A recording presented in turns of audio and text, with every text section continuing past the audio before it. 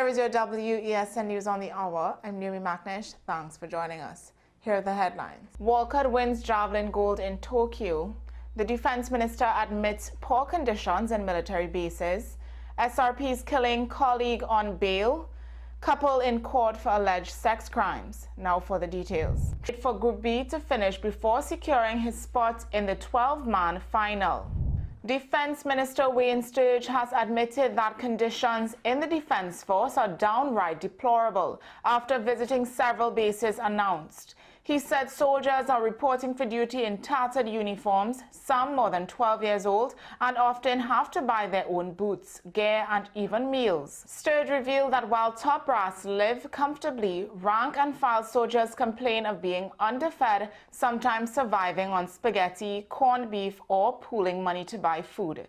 The minister promised to crack down on senior officers accused of hoarding rations and confirmed moves to source new uniforms from U.S. suppliers, blaming past governments for neglect.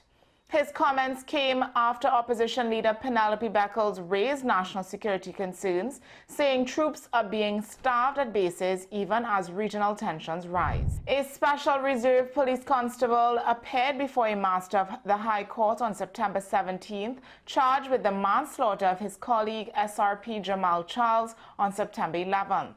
PC Anton Philip, 22, was charged with the offense when he appeared before Master Indira Chinibas. He was granted bail with surety in the sum of $250,000, and the next hearing has been set for January 12, 2026. A 67-year-old man and his 57-year-old wife were expected in court on Wednesday, the 17th of September, on sexual offenses charges after the man allegedly offered a girl spiritual cleansing, after which she became pregnant. Police said the man is on 2 charges of sexual penetration of a child and procuring an abortion, while the woman is on 2 charges of causing or inciting a child to engage in sexual activity. She is jointly charged with the man with procuring an abortion. The couple, who were arrested last Thursday in central Trinidad, were alleged to have committed the acts in 2023 and 2024 under the guise of treating the child because she had become possessed. Police said they were told. Well, that's news to the hour on WESN. I'm Naomi McNish. Thanks for watching.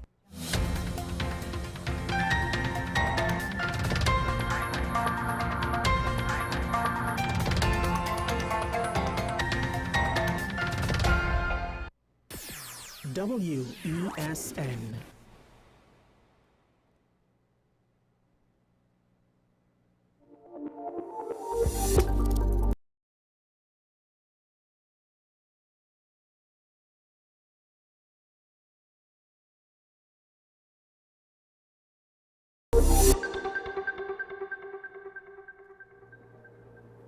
Well, this is 10 Questions. I'm Andy Johnson. Thanks for being with us as usual here on WESN. A special program this morning, not that all the programs we do here aren't special, but this is particularly special, particularly for the people who will bring the message across. It is a discussion to talk about a campaign, if you want to call it, for a national award for Robert Amar. Why? You hear from that in the next half hour or so. Our guest, starting from the end of the table, Carl Beaver Henderson, a name that is not unfamiliar to anybody in Trinidad and Tobago. In the middle, a man they call the scientist, Pedro Malreina, and on the side closest to me, Patrick Vibes Gordon. Those are people who have parts of the story as to why Robert Amar ought to be decorated with a national award. Let me ask you this, scientist. You're the one who made the petition to me, and I said, well, okay, let's talk about it. And I found that Robert Amar, he contributed so much in a period of Trinidad and Tobago when the country was going through relatively crisis in terms of economic development and so on. Some similar to here, to this situation now, and he spent his capital to create this Caribbean sound business, this dream for the young people, to take the young people off the blocks and to have them recorded in a multi-million-dollar studio that was rated number 3 in one of the 3 studios in the world by Caribbean Beat magazine. Caribbean Beat. Mix magazine. Well, it was actually Mix magazine, which is a global thing that talks about the industry. Yeah. Yeah. One of the things you said in the piece that I read that and that apparently is unique. You could say that you call that facility where it stands now, when it was in operation, was the best place to record steel band. Yes, definitely. Banbury recorded here, also Desperados and many other steel bands recorded here. Robert also sponsored several steel bands too, and he did a lot in terms of the Pantry and Bago. He created something initiatives that they continue with up to today. He did a lot in terms of the arts and development in this country. You could also say to Martin Raymond said that he was instrumental in transforming the music industry of Trinidad and Tobago and regionally also. Viva, what's your take to open? I know anytime I talk about Robert, I mean, I've known Robert since Jesus was in short pants. But anytime I talk about Robert and I even tell him, in front of his face, he was the only person had the guts, the belly, and the balls to invest nearly $50 million in the entertainment industry in the country. People, I mean, I've been in the business over 50 years, and I've heard people bum their gums and yap, whether it's politics or corporate, but nobody had the balls to do what Robert did. Years later, he will agree he made some mistakes, but you're entitled to mistakes because you're doing something for the very first time.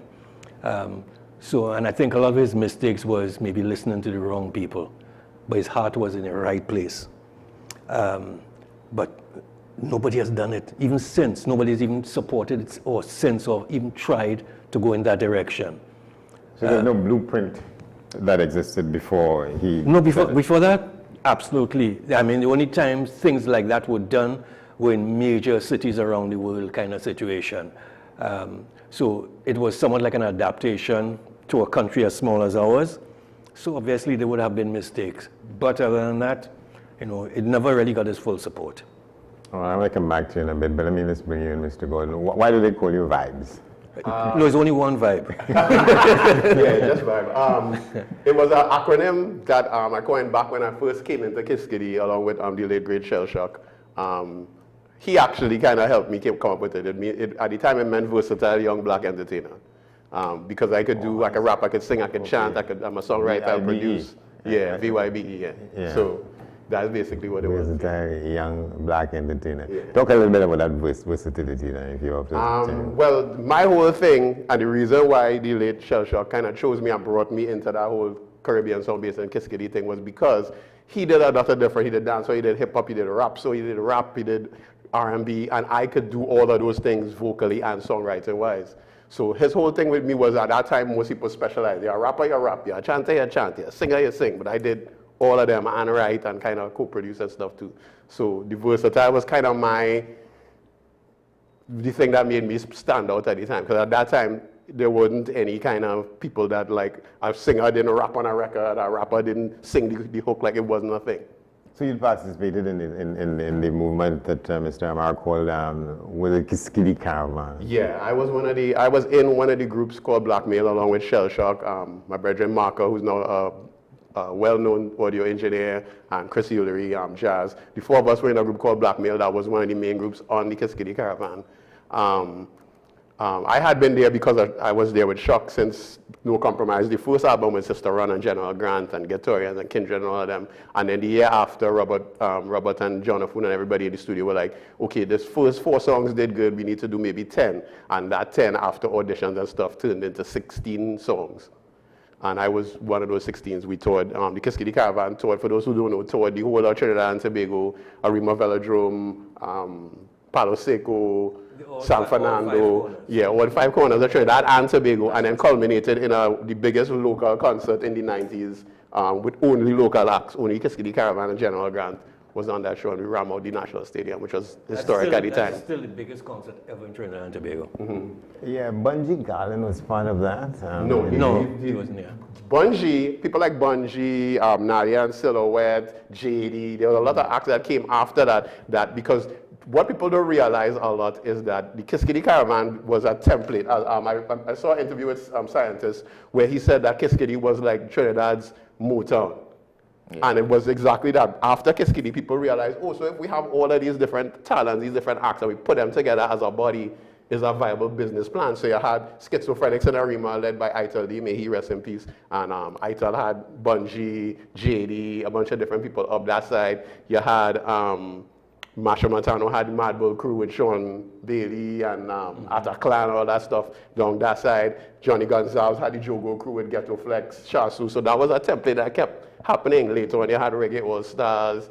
Marshall had the HD Family. It's a template that worked and keeps working to this day. I think it was in the period of the first People's Partnership government, 2010s. Yeah, that and Mr. Amara had been given some position or the other, I think small business development or something like that. And I heard somebody making a comment that is a suitable position for him because he knows how to take a big business and make it small. I thought it was a was a rough piece of language and so on. Wow. Yeah, you said it? You're saying scientists? I said that was an unfortunate statement. That was made at the time. That's the rough ending of politics, how it rolls. But let me tell you, like I said, at the end of the day, he walks his walk. He never got the support that he should have got. He took his licks. He could still hold his head up proud today and said, well, I'm the only one who did this. And up to today, nobody has answered. Nobody has answered that call. And the equipment in the studio never shut off, right? So he actually used to pay $24,000 every month. Because you didn't have to switch off the equipment. So it's all these different things that people don't know about. There was also a Bossendorfer piano that was built in Finland, these different areas, and it was transported to Trinidad and Tobago. The original Bossendorfer piano, one of the best pianos on the planet. Yeah, I went to see him some months ago, probably, because there's somebody in the part of Trinidad that I'm from, a guy from Santa Flora. He's religious and so on. He wanted to set up some kind of a space for music and so on, and he wanted to see if he could get it where it's soundproof. And the only person in my limited knowledge about these things to talk with was Mr. Amar, and he said, well, let the guy come and see him. So that in some cases he's established himself in plenty of ways, and your thing, scientist, is that he's not getting, and he has not gotten the recognition that becomes somebody like him who's done the kind of work. Yes, I believe so. I'm suggesting that Amar should get the highest award. That is the Order of the Republic of Trinidad and Tobago. Right? And I'm saying the studio that he designed, it was designed for music. You understand? To be rated by Mix magazine is a serious thing. If the studio was in Barbados, it would have been functional now. That would have been their tourism. So I'm saying that the studio needs to be resuscitated, right? The building is worth millions. It could happen again, especially now when the situation is the same. That the Prime Minister said that her budget 2025, 2026 will be base, and what a great opportunity to focus. I mean, this is the low-hanging fruit. We have already done what we're supposed to do already in terms of it has proven itself. So I'm saying that the Prime Minister could have a conversation with Amaro in terms of a public-private participation in the resuscitation of Caribbean sound system. And injected risk capital from both private shareholders or holder and the state. And then you have the formation of a board of directors where the financial interests of both parties could be shared. And by the state and Robert Amar will be proportionally represented in agreement. Right? So that is what could happen. The possibility exists now for it to happen. The timing is right. I mean, look at we recently celebrated the gentleman who got the champion award, champion medal, and is in Tokyo, right? Japan, right? Yes. And in Tokyo, what they talk about here, they will also build a record person plant there. You understand? We're talking about, so we're celebrating too. We're celebrating at this time. He's about 32 years old, and Caribbean Sound Business was closed around that same time. So everything just coming together. You understand? Everything that's coming together in terms of things happening now in this dispensation. Caribbean Sound Business was 20 years advanced in this dispensation not to make it happen. It was ahead of its time, basically. Yeah. So this is not an idea that has been lost? No. Definitely not us. And I remember he's excited about the Caribbean Sound Basin could be resuscitated. He's in agreement of that. Also suggests there could be a CSB multimedia museum, so his artifacts could be shown there, people could know, and different things. And yeah, there's a lot could happen. The return of the record pressing facility. We could have a record plant in Trinidad and Tobago and supplying scene about foreign artists. Yeah, because it's needed. And when local people see that happening, they'll come on board. But the aim is to have this operational manufacturing. No, I think the problem lies in people who are outside of the core industry understanding what the industry is all about. Right? So in other words, I could see the viability of vinyl pressing. You tell the average person, what are you talking about that I streaming, I have Spotify, I have Apple Music, but you know, not knowing there are parts of the world where albums on vinyl are still selling hundreds of thousands, and you know, my biggest hit, the success was and still is off of vinyl. You know, Adele released her last album, shut down every pressing plant in the world to release an album on vinyl. Sony just, I think, spent over $1 million or several $1 million to put up a brand new vinyl pressing plant in Tokyo. You know, as we speak? As we speak, it's under construction. It hasn't opened yet. But most people are investing, you know, still. Again, the new forms of record players, you know, playing vinyl and stuff like that, new adaptations. Because people are starting to realize, well, actually, I'll smile at it because you can get a similarity where the world has, when new technology happens, they tend to dump the old technology, just like us here. When we have Carnival, Ash Wednesday, we dump our old music.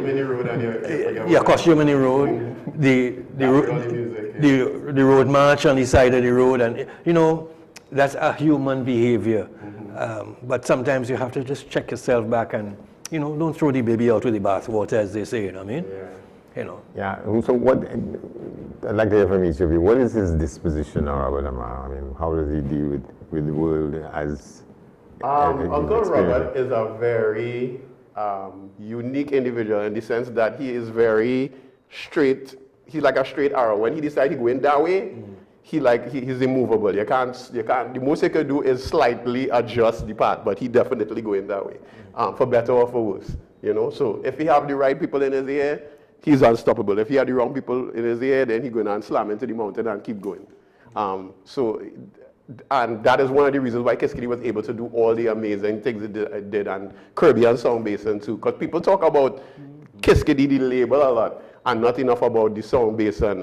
Like how 2020 recorded their platinum album, this album here, Sons of Soul, which had the song Anniversary on it, which is like globally recognized platinum single. Blackstreet recorded their platinum, I think it's mostly Diamond by now album. Yeah, did it? Yes. No, that has no diggity on it. Yeah. Another level. Went to #1. Plus, he got a Grammy Award. Robert Amma received platinum awards. Yeah. Because actually, that was Diddy's first album was done at Sound Basin. Yeah, and Diddy's first, the first set of albums, Diddy, Mace, Notorious Big's Ready to Die album, the album when his posthumous album after he died, like that was all recorded in CSB too, and that's just Kansas came and recorded there, Julio Iglesias. We could go on and on. Aaliyah was done. I mean, the list is immeasurable. Yeah. So just the impact that it had is partially due to Robert's kind of dogged. I don't know how we're gonna make this thing work, but it had to work. You're talking about the infamous or the famous Diddy? I mean, he did work. Yeah. Sean Diddy Combs. But we had no baby oil at that time. You know, you can say what they want about his personal issues that came to court and all that stuff, but from a musical perspective, the impact he had on the world, you know, through Notorious Big, Mace, Total, all these different acts. A large part of that early music was all recorded, produced, songwritten in CSB. 112 wrote Only You in CSB. No Way Out was the name of the album that Puff Daddy did, and Every Breath You Take, remember that went #1 and all that. And it's being commented, that hundreds of beats came out of Caribbean Sound Basin that you're hearing now that nobody knows came out of Caribbean Sound Basin by a PDD. And then there's also the impact that Caribbean Sound Basin had on soca. If you listen to Calypso and soca before CSB, and soca late 90s, like 98, 99, 2000, when CSB was, you know, declining on its way out, it's almost two different styles. And that has largely due to people like Shell Shock and Beaver and Ken Holder and Martin Mice Raymond, who brought the youth vibe. Because when I first started going in CSB and sitting in on sessions with Beaver and them guys, Calypso and soca was not from our generation as teenagers. We were like that I old. was going to ask that. That's when you were winning your team, Yeah, right? soca was what people think until. Don't let him fool you with it. No, it was like we couldn't wait for, at that time, we couldn't wait for Ash Wednesday to be hearing our dance and our hip hop and our thing. And then records like Beaver doing that Dingle Day album with Shadow, records like Shell Shock doing Third Base, You Make Me Feel High, and Homefront, You Got to Start Back Rolling, and then Shell Shock eventually going on from that to do Big Shock with Masha, which one of his first road march. Masha recording things like Toro, and the late Wayne Rodriguez recording Footsteps in CSB. I was recording so many songs there. So this studio was responsible for so many soca hits on the label and off the label that were just recorded there. David Rudder did several albums there. We could go on and on and on. So the whole sound of soca. Historically, Calypso and soca had, markers. Yeah. And song basin was one of the major markers. I mean, I could tell you, when I came into the game, I talk about in the start of the 70s, Calypso was Calypso. Yep. Where Calypso was recorded with a band with just maybe two microphones, or like in Strand or in Deluxe. That's basically a lot of recordings used to take place there. Then the two main studios happened, SEM Studios, which I was running, and K Studios down in Sea Lots. Yes. Then we created a whole new sound. And as a matter of fact, that is when soca started to emerge from that era, right? And then in the middle of all that, when soca started to blossom, an accident happened. A drummer reached late for a session. And while waiting for the session, Leston Paul said, well, I couldn't wait, he started programming the drum machine. The first soca ever with drum machine was Byron Lee's Tiny Whiny. And that was another marker that changed the sound. That, in other words, we went digital from there on in. So before Tiny Whiny, you could hear the difference of sound, right? And that started to progress. And Leston now was created that song. So you hear the song with Arrow and Kitchen and all that stuff happening. But at that same time, the big bands, we were on the other side on the stage, Firefly, Chandler, Song Rev, Blue Venture, Charlie's Roots. We were on stage. The only really main person in studio at the time or along that time was Pelham, because he was just crafting out road marches one after the next at that point in time. And that moved forward. And then right after that is when Song Basin came on. And then that was another marker that changed, So I just give you a whole kind of rundown of how the sound changed and how it affected Carnival and the rest of us. Actually, Go ahead. like as I spoke to my teacher, Miss Cooper, social studies teacher, she say, if we remove a school from a community, the community would be affected. It's a living organism. And just how the Caribbean Song Basin was closed, the music was affected because of a living organism. And that is the point here. No, but if you notice, since after Song Basin, the movement of new talent to the market has basically been shut down. Because the Kiss Kitty Caravan was the platform on which, in other words, if you had a dream, that was a place to present your potential dream. A whole generation of my generation and younger of people that became career musicians, artists, songwriters, producers, were all had some kind of, all of us have this bond because we all have some kind of connection back to CSB. Carrie Kill was who did show me a picture of Selassie, a big reggae dancehall superstar. He lives in New York now, but he was on the second Kiss Kitty Caravan. Maximus Dan first set of performances in Trinidad and Tobago, Kiss Kitty Caravan. Precious. Kiss Kitty Caravan. You could keep going and going and with King David, Kiss Kitty Caravan. So it's like, there's a whole, at least two generations of soca, R&B, dancehall, hip-hop. Nigel Rojas and... I can tell you something here now. Well, my biggest success is with Marlon Asher, Ganja Farmer. Marlon auditioned for Kiss Kitty and failed. And years later turned out, to be the watch. You mean to be a member of the caravan? Yeah. He auditioned and that then was failed. the thing at the time. If you were young and you wanted Everybody- music, you would have come and audition whether you make it or not. Some people made it, some couldn't people make the didn't. list. Yeah, the screening, in other words, there were different levels of screening. Yeah. So, in other words, if you were at Song Basin and it was the start of the season then for screening, you couldn't almost walk on Maraval Road. It was like a mob outside of people lining up to come in just for screening. The first audition for the Kiskili Caravan was supposed to be like 10 o'clock to noon or whatever. And when we showed up 9, 10 o'clock in the morning, the line extended. If you know Maraval, you would know CSB is after Country Club, right? And the line extended past Country Club, past where KFC is, across the roundabout, all the way down to Royal Bank. No kidding. It was just kids standing up in the sun waiting to turn patiently. From 9 o'clock in the morning, and then 6 o'clock in the evening, we still didn't get through the whole line because people kept coming and the line didn't dissipate, and they had to have a second and a third day of audition for the first caravan, and so on and so forth for the second and the third, and the Kaiso caravan, all that kind of stuff. So what is happening now with that? When I say that generation, I mean people of that age now, people who have talent and creativity in the way that you'll do. What is happening? Well, a lot of us have, as I said, become career musicians or in show business. You have myself, I'm a songwriter / producer. I've written for anybody, Marshall, Cass, Fian, the list is long. I have my own studio at home now. Marco, who was in the group with me, is one of the top engineers in the game right now, audio engineers. You have Ken Holder, became one of the biggest producers of our generation. And so, Omari is a lecturer in UWI. Yeah, Omari became a lecturer and an activist for Trinidad and Tobago music and culture too.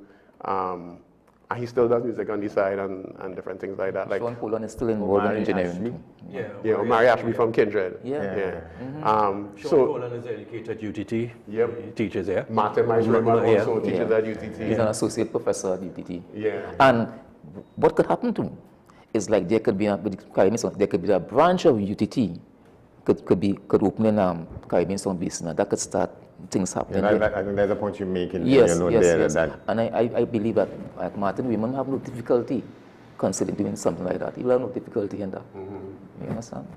Yeah. So how do you propose to continue with this campaign, if you want to call it that? It was dispatched to the PM, the Prime Minister, and also the Minister of Culture. Also, the pre-budget consultation, I was at Digger Martin, and I went down there and I spoke about Caribbean Sound Basin to the various functionaries of the UNC, and the minister was there, and they were so impressed. The people was impressed. I asked them what Kiskili to say, yes, remember, and I said that we need to bring back this in order to take the youths over the block and have them in our studio recording. That's what Amar did. So I went back to the people, which was Digger Martin, Marval, and environs, Caribbean, and so I said, there's a sleeping giant in Marval, that's Caribbean Sound Basin.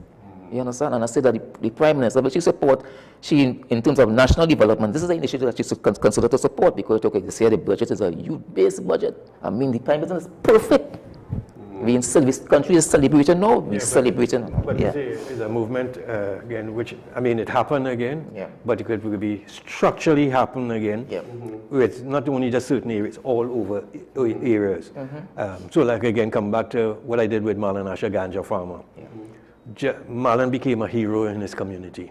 The respect, I mean, went through. And again, all right, so before that, local reggae was never accepted in the country. So that production I did opened the doors to all the reggae production that was done but never surfaced. And it surfaced after that. And then it started to pop up in different communities. So you find kids had something else to look at and, to offer to. And so what scientists said about getting kids off the block, in our generation, not that there wasn't any badness or gang issues or violence or crime or any kind of thing, but it was less impactful on our generation because the majority of us were obsessed with rehearsing to try and audition to get on party time, trying to go audition for Fresh Fest and compete in that. Then CSB became a thing, so now you want to get on the caravan or to get a soca record out for Carnival and get opportunities and platforms. Yeah, so there was a good 10 years, like 1991 to the end of the century. 98, 99 when CSB started to close down, where our whole generation was just obsessed with music and performing and just a whole positive thing. And so there weren't as many youths just on the block just to be on the block. Everybody was in their little silos.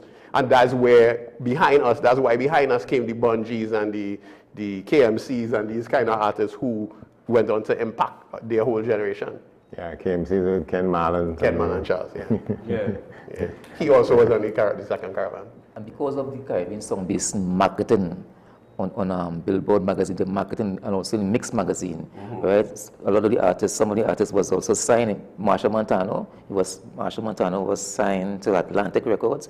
Blackmail being signed to EMI Records, and also Mongol Pataso was signed to Virgin Records. Yeah, to Virgin Crystals. Yeah, yeah, those are international labels. That's just a handful. Huge. Yeah. So this is a statement that you're putting out to people for. Yes, because they're not aware of what we had here. They're not aware. Yeah, this great initiative, this awesome initiative that was in Trinidad and Tobago that create opportunities, put Trinidad and Tobago on the map internationally. I mean, for when No Diggity went to #1, that AMA received platinum awards, certified platinum awards from the American Association. You know, in terms of that, he got awards, and he had to prove. And Trinidad was on the map through that too. Yeah. Platinum on the wall. Yep. I mean, so Yeah, the toys on the album, Black Street, they were the platinum plaques. Like when you walk in to go to the studio, they were just hanging on the wall. They're like, yeah, this record was done here. It sold, 2 million copies in America, 10 million worldwide type of thing. Yeah. So, This other album, yeah, Speak about this. Show it. so I already did it for 2020 Sons. So This other one. you talking about the Kiss Kitty one? Yes. You go ahead. This would have been the Kiss Kitty, one of the two Kiss Kitty Caravan compilation records. So there's 4 songs on each side, 16 in all, right? And those would represent the 15 acts and 1 instrumental by Shell Shock that were on the Caravan. My song, Everybody Go by Blackmail, is on the turntable. Was on the turntable there. and that is what made the cut. Yeah. But the amount of stuff was recorded. 16 Yeah. After days of auditions, they narrowed it down to these 16, and then they told some of them, we like you all, but come back next year and we go do more. And then that's where you get your Carrie Kill, your Maximus, your Precious, your King David, Josh Jace was on the second Caravan. So yeah, that's what this is, Kiss Kitty Caravan. Kiss Kitty Jams was the official name of the album, but everybody just called it the Kiss Kitty Caravan album. Yeah. So you wanted to say something? Upon that, Robert told me, he said that Teddy Riley was invited to one of the countries, K-pop, right? South Korea. Right. And they asked him to assist them with his music, with his arrangement and so on, right? They use the formula of Caribbean song basin, right? But the difference was that they had the support from the state and they had the support from private sector. Now today, that is their oil and gas. Well, South Korea is now the new model of success. Because actually, just to give you, from a business point of view, South Korea, they know they are very export-oriented. So they export a lot of technology, phones, cars, appliances. And like any other country, which we also have here, Bureau of Standards, right? Their music industry also falls below their Bureau of Standards. It's reached that far. In other words, to release their stuff, you have to be up to a certain level. In South Korea, that's. Yeah. So what they did, actually, the model is they imported the best of everybody in the world, the best songwriters from Sweden, from best producers, best filmmakers, best everybody. And I guess we are part of the model that, they looked at. While Teddy Riley was in Caribbean Song Basin Studio, the song No Diggity, he sent it to Michael Jackson and asked Michael Jackson if it's a winner. And Michael Jackson said it's a winner. And look what happened. It really went to #1 on that. So Michael Jackson knew about Caribbean Song Basin. Oh, is it the Jacksons were here? Yeah. Jacksons. And that song, No Diggity, Martin, my good friend Martin Meisterman tells the story all the time. That song, No Diggity, was recorded in the middle of Carnival Tuesday while everybody was jumping up and down in the street in Trinidad. Teddy made those guys finish the song, and then he was like, they need to finish the song, and then they could go and watch all them girls on the road and whatever. And they say they love our environment, they love the carnival, they love the environment, and that is why they end up staying so long. Even Tony Toon said that. They love the environment. So Trinidad has potential in terms of tourism. They love this country. I'm going to play Blackmail song. You could introduce it. This was a song called Everybody Go that was produced by the late great Shell Shock. And it was a song that got us signed to EMI France. Yeah, so let's take a listen.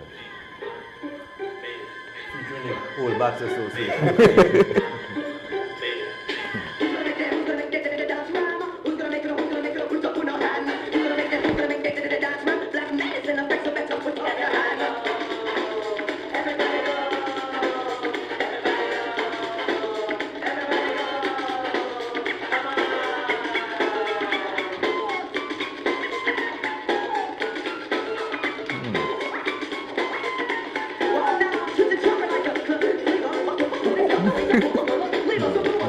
kind of me rapping and singing and dancing all on the one.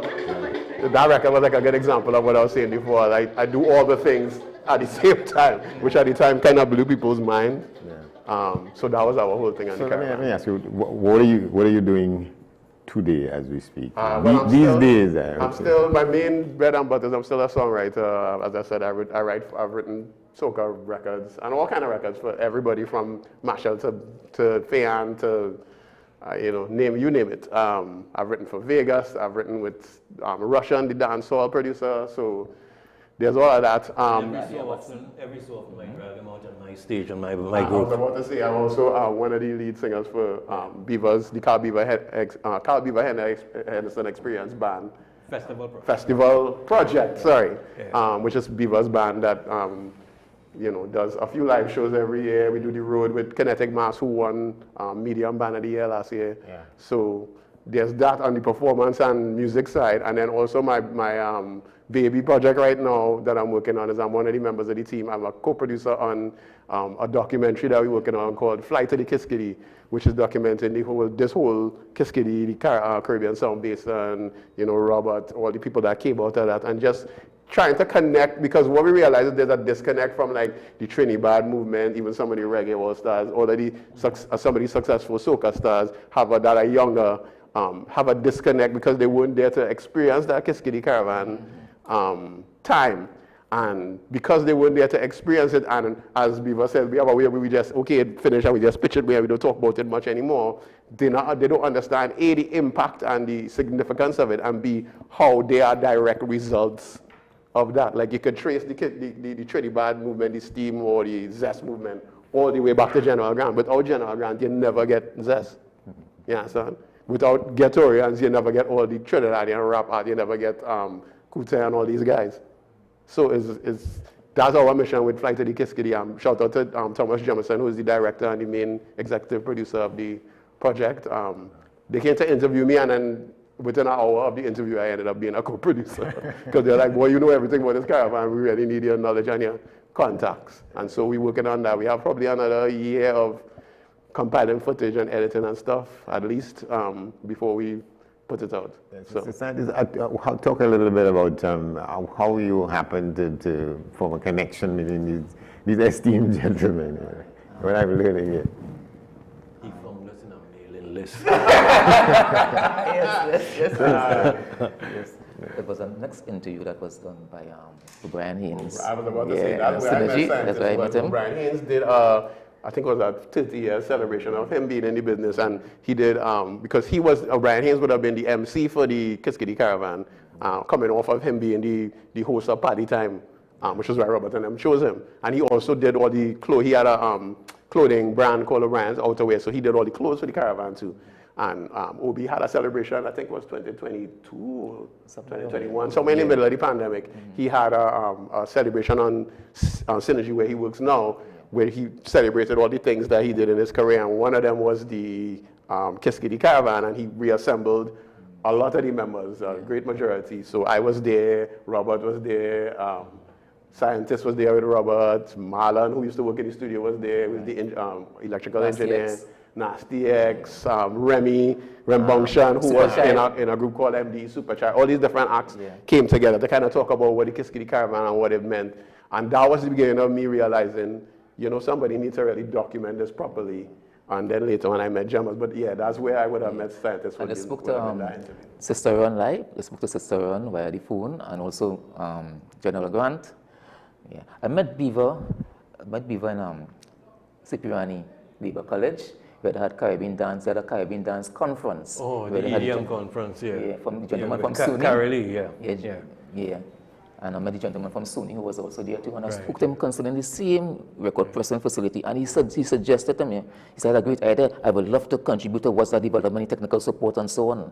And I actually told, the former Prime Minister, Dr. Rowley, about it, the initiative and stuff like that, and nothing happened, but SUNY was willing to put that in place. So are you pitching it with the current? Yes, I sent letters to the PM and also to the Minister of Culture, and also the contribution that I made during Digger Martin, the pre-budget conference at Digger Martin, they took down the information too. So I have different avenues where I'm trying to get this thing to happen. Yeah, because I was going to ask you, well, what's next? But there is a process in place, new step by step you're working on it. Yeah. Yeah. What would be your closing remarks, My closing remarks? Mr. Beaver? Yeah. The journey goes on, my friend. You see, a lot of people look at our industry, so like what I do, what I produce, and treat it like other careers. In other words, in our industry, we don't work to a certain age and retire. In other words, this is our life's calling. So in other words, we keep pumping till the finish line, basically. So I mean, I have grown from a keyboard player to where I am now, and I'm still growing. I'm just completed the process where working with AI. In other words, AI is so part of my system now. This is my excitement. So right now I'm like a little 7-year-old kid under a Christmas tree with new technology, and I'm running smack into it, you know. So there's so many opportunities, so many different things that could be done now that, you know, the old saying, if I knew now what I know now, if I knew it then, we'd have ruled the world. What is an example of how AI has changed what you do, how you do what you do? All right, well, AI could be used so many different ways. Now, anytime people hear about AI in the music industry, people just say, well, you know, run from AI because, you know, creating plastic music. In the old days, like in Song Basin, I'm as a producer, there's an engineer sitting in front of me, there's an assistant engineer, there's songwriters, there's, you know, different people in the room. What I use AI for is basically because to remove certain people because there's a shortage of people in the industry. So what AI is doing for me is removing the assistant engineer and sometimes the engineer, because I have been forced to be, I'm a creator, I consider myself a creative force. But because of the nature of the industry, I have forced to become an engineer also, whether it's live or in studio. So AI now assists me on the technical part of it. So in other words, when you finish recording, you go to do a mix. Normally the assistant engineer is the one who sets up the thing, and then the senior engineer comes and does the final mix. AI is now my assistant. You know, I am ready to do a mix. I set up my AI, go make a cup of coffee, in 10 minutes my mix is ready. Where an assistant might have taken a whole night to have done it. You know? Nice. And well, you haven't been...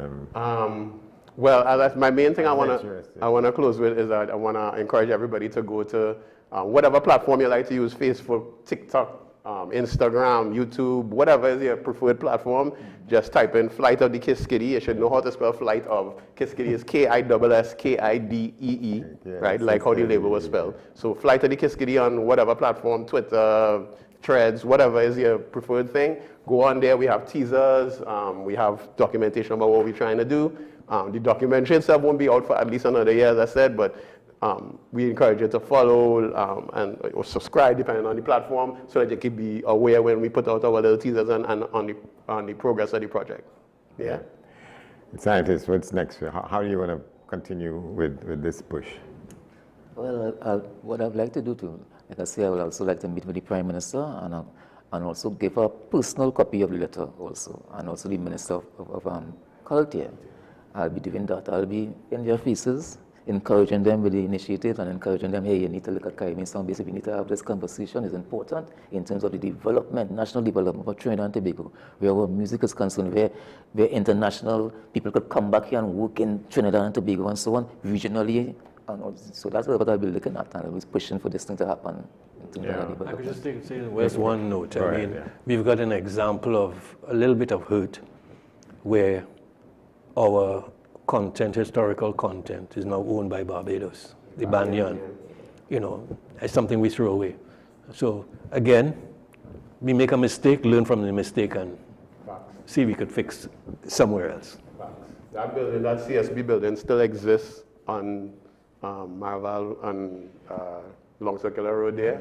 And every time I pass KFC and pass that roundabout and my car drives past there, I look at the building and I shake my head and I just feel sad because there's so much potential in that building and so much lost history in that building that could be utilized otherwise. And I don't know what it's being used for now, but it's not much because you can see the building is dilapidated from the outside. So it will require some work to... I would assume so, just looking at the outside. No, it would have, because, I mean, all the technicals were stripped before. Yeah. Because eventually it was totally stripped and handed over, at least I think Ministry of National Security for a purpose.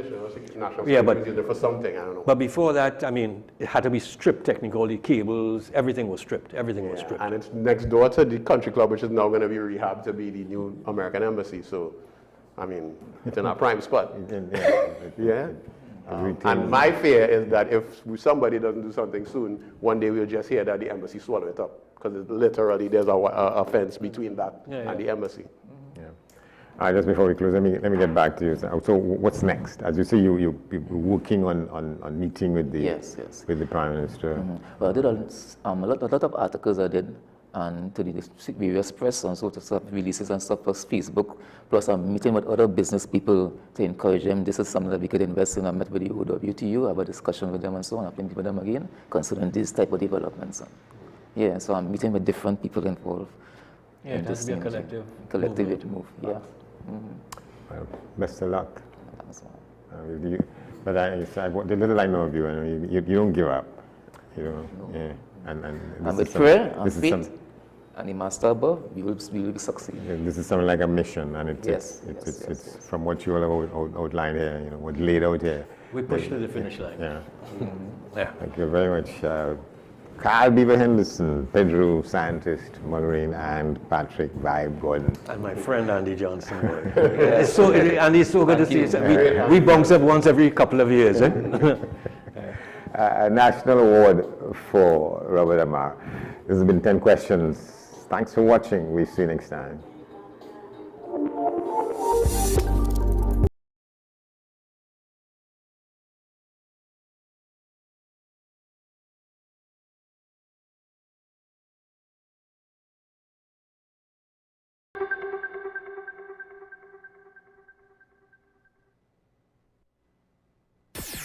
WESN.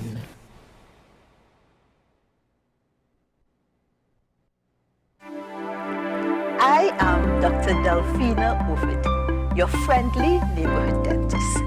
At Community Hospital Dental Clinic, we offer examinations which include x-rays, basic oral cancer screening, and a treatment plan. We also offer cleanings, fillings, extractions, root canal treatment, and complete and partial dentures. Remember,